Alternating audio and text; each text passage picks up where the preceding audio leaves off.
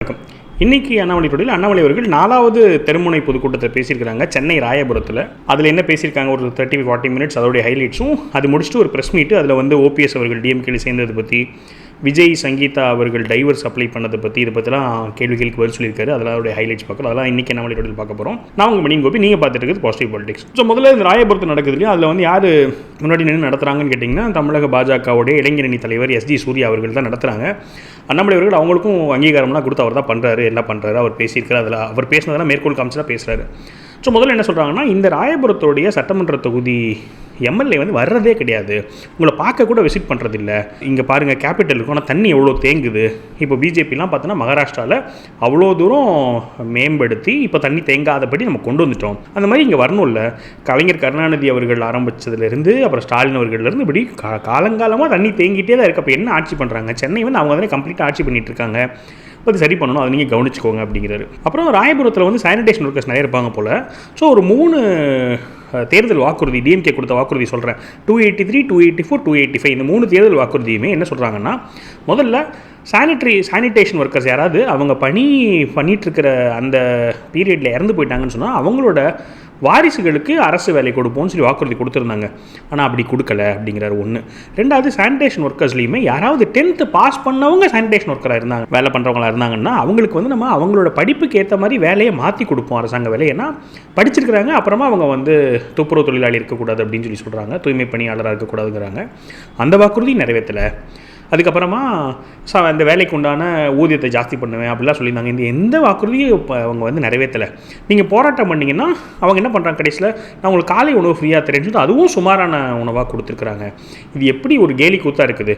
வாக்குறுதி கொடுக்குறீங்க, அதை நம்பி ஓட்டு போட்டு நீங்கள் ஆட்சிக்கு வர்றீங்க, அதுக்கப்புறம் அந்த வாக்குறுதி நிறைவேற்றாமல் இருக்கிறீங்க. 3 லட்சம் அரசு வேலை வாய்ப்பு நான் வந்து பண்ணுவேன்றாங்க. பார்த்தா குரூப் டி தேர்வை கூட ஒழுங்காக அவங்கள நடத்த முடியாத லட்சணத்தில் தான் இருக்கிறாங்க.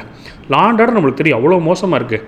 2 வயசு குழந்தைக்கு பாலியல் பிரச்சனை கொடுத்த ஒருத்தர் கைது பண்ணப்பட்டிருக்கிறாரு. யாருன்னு பார்த்தோம்னா அவங்க திமுக நிர்வாகியாக இருக்கிறாரு. அது எவ்வளோ ஒரு ஆச்சரியமானதாக இருக்க பாருங்கள், அதிர்ச்சிகரமானதாக இருக்குது இல்லையா? ஸோ அந்த மாதிரி லா அண்ட் ஆர்டர் அவ்வளோ மோசமாக போயிடுச்சு அப்படிங்கிறார். அவர் சொல்கிறாரு, இதுக்கெல்லாம் இன்னொரு முக்கிய காரணம் வந்து டாஸ்மாக்கு. இந்த கடந்த அவங்க ஆட்சியில் மட்டும் 2000 புதுசான டாஸ்மார்க்கு அவங்க லைசன்ஸ் கொடுத்துருக்காங்க. அதுக்கு பேர் பாருங்களேன், மணமகிழ் மன்றம்னு பேர் வச்சு தெருவாக போய் அவ்வளோ தூரம் புஷ் பண்ணி வித்துட்ருக்காங்க. கோயில் பக்கத்தில், ஸ்கூல் பக்கத்தில், மசூதி பக்கத்துலலாம் வந்து லைசன்ஸ் கொடுத்து ரொம்ப மோசமான நிலைமைக்கு போயிட்டுருக்குது அப்படிங்கிறாங்க. அப்புறம் சொல்கிறார், இப்போ கூட ரீசெண்டாக நான் வந்து திமுக அமைச்சர் டிஆர் பாலு அவர்களை வந்து நான் கிராஸ் எக்ஸாமின் பண்ணேன். அப்போ கூட நான் சொல்லியிருந்தேன், இந்த பாருங்கள் டாஸ்மாக் எவ்வளோ பெரிய பிரச்சனையாக இருக்குது, ஆனால் இதுக்கு வந்து அந்த சாராயை உற்பத்தி பண்ணுற ஆலையை திமுக அமைச்சர்களே பண்ணுறாங்கன்னு சொல்லியிருந்தேன். ஸோ அவங்களே ஆலையை ரன் பண்ணி அவங்களே லைசன்ஸ் கொடுத்து இப்போ அந்த டாஸ்மாகில் எடுத்திங்கன்னா அது சுற்றி இருக்க கடைகள், இந்த பஜ்ஜி போடுற கடை முதற்கொண்டு எல்லாமே திமுக காரங்க சொன்ன ஆளுகளை தான் இருப்பாங்க. அவ்வளோ தூரம் இதில் வந்து பணப்புழக்கம் கொண்டு வந்துட்டாங்க. 50,000 கோடிக்கு மேலே வருமானம். எல்லாரும் கஷ்டப்பட்டு இருக்கும்போது இவங்க அவ்வளோ தூரம் சாராயத்தை விற்று அரசாங்கம் பண்ணிட்டு இருக்கிறது ரொம்ப பரிதாபமான நிலை அப்படிங்கிறாரு. அப்புறம் கன்னியூஸாக அவங்க எந்த வாக்குறுதியும் நிறைவேற்றலை. சிலிண்டருக்கு 100 ரூபாய் குறைப்பேனாங்க, அது குறைக்கல. டீசலுக்கு 4 ரூபா குறைப்பேனாங்க, அது குறைக்கல. இப்போ நீங்கள் இந்த 1000 ரூபா வாங்கினது முதல்ல அதை மட்டும் பிடிச்சிக்கோங்க. எல்லாத்துக்கும் 1000 ரூபா தரேன்னு சொல்லியிருந்தாங்கல்ல, 28 மாதம் ஏன் கொடுக்கல? அப்போ அந்த 28,000 முதல்ல எடுத்து வைக்க சொல்லி நீங்கள் வந்து சண்டை போடுங்க. இப்போ வந்து என்டிஏ தரப்புலேருந்து 2000 ரூபா மாதம் கொடுக்க போகிறதா சொல்லியிருக்காங்க. அது வந்து இவங்கள மாதிரி பாராளுமன்ற எலெக்ஷனுக்கு அப்போ அப்படி கிடையாது. இவங்க என்ன பண்ணாங்கன்னா, பாராளுமன்ற எலெக்ஷன் வரும்போது அந்த 1000 ரூபாய் கொடுத்து மக்கள் இது பண்ணாங்க. அந்த மாதிரி இல்லாமல் முதல் மாதத்துலேருந்து 2000 ரூபா கொடுக்க ஆரம்போ அப்படிங்கிறாரு. எனக்கு அதை கேட்கும்போது சங்கடமாக தான் இருக்குது. இப்போ திரும்ப இவங்களும் இந்த மாதிரி 2000 10,000 கொடுக்க ஆரம்பிச்சிட்டாங்களேன்னு சொல்லிட்டு. பட் அவ்வளோ மோசமான நிலைமையில் தான் மக்களுடைய மனநிலை, பெரும்பான்மையான மக்களுடைய மனநிலையில் இருக்கிறதுனால, அஃப்கோர்ஸ் கஷ்டப்படுற நிலைமையிலும் இருக்கிறதுனால வேறு வழியில்லைன்னு நினைக்கிறேன். இந்த மாதிரி தான் அரசியல் மோசமாயிட்டு தான் போயிட்டுருக்கு. இந்த முள்ளால் தான் எடுக்கணும்பாங்களா, அந்த மாதிரி ஒரு சில தவறுகளை சரி பண்ணுறதுக்கும் அந்த தவறு ரூட்டை ஒரு சிலதை எடுத்து தான் பண்ணும் போல். நான் அதுக்குள்ளே பெருசாக கமெண்ட் பண்ண போல். இந்த ஸ்பீச்சில் என்ன இருக்குதுன்றது மட்டும் சொல்லிக்கிறேன். ராயபுரத்தில் இன்னொரு முக்கியமான பிரச்சனை வந்து 2-3 ஏரியா பேர்லாம் சொல்கிறாரு. ஒரு சில ஏரியா பேர்லாம் ஆஞ்சநேயர் நகர் அந்த மாதிரி தான் சொல்கிறாரு. சொல்லிட்டு நிறைய ஏரியா பேர் சொல்லிட்டு இங்கெல்லாம் இன்னுமே தண்ணி வரல.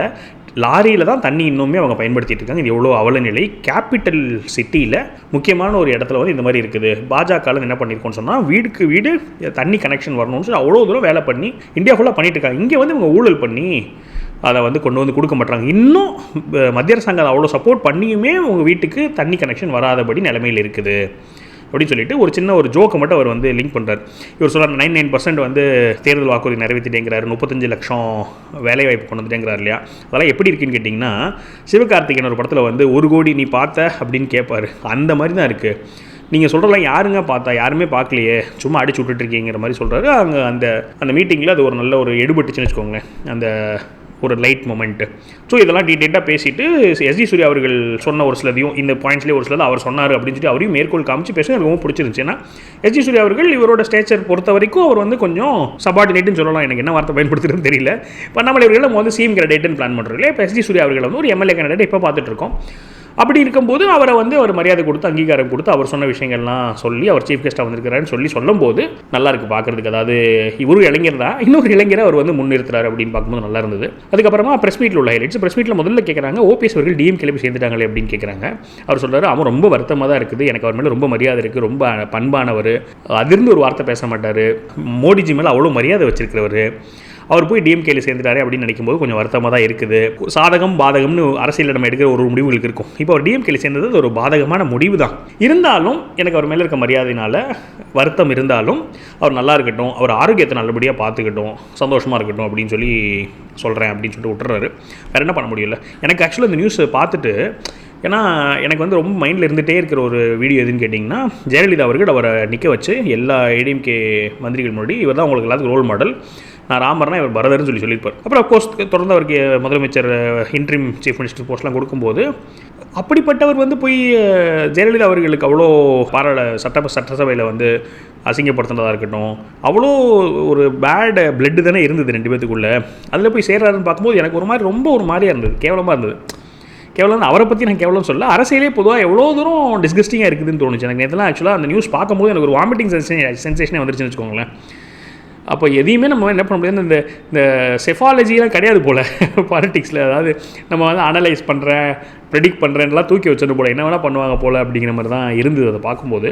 ஸோ அஃப்கோர்ஸ் இந்த ரவீந்திரன் துரைசாமி அவர்கள் சொல்லிட்டே இருந்தார் ரொம்ப நாள், இந்த மாதிரி அவருக்கு வந்து டிஎம்கே ஆப்ஷன் இருக்குன்னு சொல்லிட்டு. அப்போ எனக்கு புரியவே இல்லை என்ன இப்படி சொல்லிருக்காரு. ஆனால் அவர் என்ன சொல்லுவார்னா, சீமான் அவர்களை சீஃப் மினிஸ்டர் கேண்டிடேட்டாக சொல்லுவார். எனக்கு அதெல்லாம் லாஜிக்கலாகவே படாது. அதனால் வந்து சரி பார்த்தா இது நடந்துச்சு. இதை பற்றி கேட்கும்போது நம்மளே ஒரு பதில் சொன்னார். அதுக்கப்புறமா விஜய் அவர்கள் பற்றி கேட்டாங்க. விஜய் டைவர்ஸ் நியூஸ் வந்திருக்கேன்னு சொல்லிட்டு அவர் சொல்கிறாரு, இல்லை இதெல்லாம் தனிப்பட்ட விஷயம், அது 3 பேருக்கு மட்டும்தான் அது சம்பந்தம். விஜய் அவர்கள், அவரோட மனைவி, அப்புறமா ஜுடிஷியரி, ஏன்னா கோர்ட்டுக்கிட்ட தான் வந்து டைவர்ஸ் கேட்டிருக்காங்க. அந்த 3 பேருக்கு தவிர வேறு யாருக்குமே இதில் ஒன்றும் வேலையே கிடையாது. அதனால் என்னோட நாகரிகத்தை குறைச்சிக்க நான் விரும்பலை, அதனால் இதை பற்றி நான் டிஸ்கஸ் பண்ணவே விரும்பலை அப்படிங்கிறாரு. அதுக்கப்புறமா சொல்கிறாரு, அரசியல்னு வந்துட்டால் ட்ரையல் பை ஃபயர் தான், அவங்கள வந்து ஒரு அக்னி பரீட்சை மாதிரி தான் பண்ணுறாங்க, எல்லாத்தையும் அலசி ஆராய்ஞ்சு தான் பண்ணுறாங்க. இதெல்லாம் விஜய் அவர்கள் எதிர்பார்த்துருப்பா தான் நினைக்கிறேன். அதாவது உள்ளே வரும்போதே தெரியும் இதெல்லாம் பண்ண தான் போகிறாங்கன்னு தெரியும். அதனால் இதெல்லாம் கடந்து தான் ஒரு அரசியல்வாதி வந்து மேலே வந்தாகணும். அதனால் விஜயும் இதை கடந்து தான் அவர் ஜெயிச்சாகணுங்கிற மாதிரி சொல்லிவிட்டு, இது பர்சனல் மேட்டர் நான் தலையிட போகிறதில்ல அப்படின்னு சொல்லிட்டு டீசெண்டாக விலகிட்டு அப்படி அந்த டாப்பிக்கில் இருந்து. அப்புறம் மோடிஜி வந்து நாளைக்கு மார்ச் 1 மதுரைக்கு வராங்களேன்னு கேட்கும்போது, ஆமாம் 2 விசிட் இருக்குது. 1 மதுரைக்கு வந்து திருப்பரங்குன்றம் தரிசனம் பண்ணுறாங்க. அப்புறமா 10, 12 13 திருச்சி வராங்க. இது 2 தான் விசிட் இருக்குது. அப்புறமா எலெக்ஷனுக்கு எப்போ வருவாங்கங்கிறது அப்புறமா சொல்லுவோம். இதில் தான் வந்து தகவல் சொல்லிட்டு அந்த ப்ரெஸ் மீட் முடிச்சிடறாரு. ஸோ இதில் தான் வந்து இன்னையோடைய அந்த 40 மினிட் ப்ரெஸ் மீட், 40 மினிட் தெருமுனை கூட்டம் அண்ட் 10 மினிட்ஸ் ப்ரெஸ் மீட்டோடைய ஹைலைட்ஸு உங்களுக்கு உபயோகமாக இருந்திருக்கும்னு நினைக்கிறேன். உங்களோட கருத்துக்கள் நீங்கள் என்ன நினச்சிங்க அப்படிங்கிறத பதிவு பண்ணுங்கள். மேலும் ஒரு பாசிட்டிவ் பாலிடிக்ஸ் வீடியோவில் சந்திக்கிறேன். வணக்கம்.